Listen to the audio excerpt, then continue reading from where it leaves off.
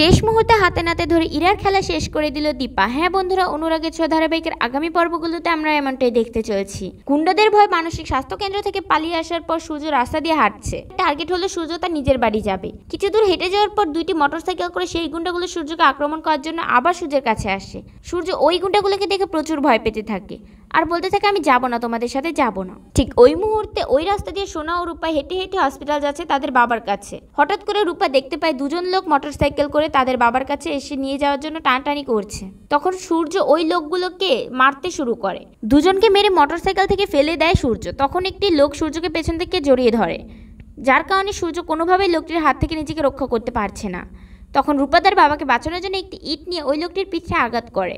এতে লোকটি মাটিতে লুটিয়ে পড়ে। তখন সূর্য রূপাকে বলে, তুমি যা করেছো ঠিকই করেছো, এই লোকগুলো আমাকে বাসায় যেতে দিচ্ছে না, এখন আর কোনো ভয় নেই, এখন আমি আমার বাসায় যেতে পারবো। রূপা বলে, চলুন আপনাকে আমি বাসায় নিয়ে যাব।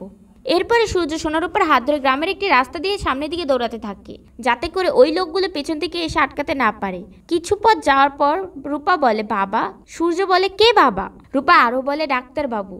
রূপার মুখে ডাক্তারবাবু কথাটি শুনে সূর্য দীপার কথা মনে পড়তে যায়। ঠিক তখনই ওই মুহূর্তে দূর থেকে ইরা সোনারূপা ও সূর্যকে দেখতে পায়।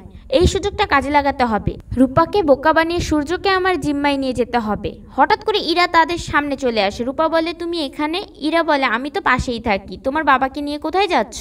রূপা বলে, আমাদের বাসায় নিয়ে যাচ্ছি। এখন ইরা বলে, এই অবস্থায় তোমাদের বাসায় না নিয়ে আমার বাসায়ও কিছুক্ষণ রেস্ট করতে পারো।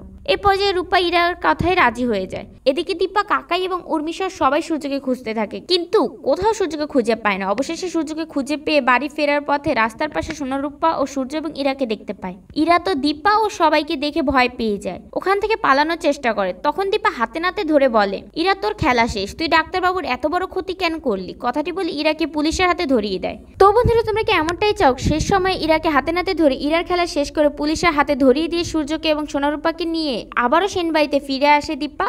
কমেন্ট করে জানিয়ে দাও তোমার মূল্যবান মতামত। আর যারা অনুরাগের অ্যাডভান্স আপডেট সবার আগে পেতে চাও, তারা চ্যানেলটি সাবস্ক্রাইব করে চ্যানেলের সাথেই থাকো। ধন্যবাদ সবাইকে।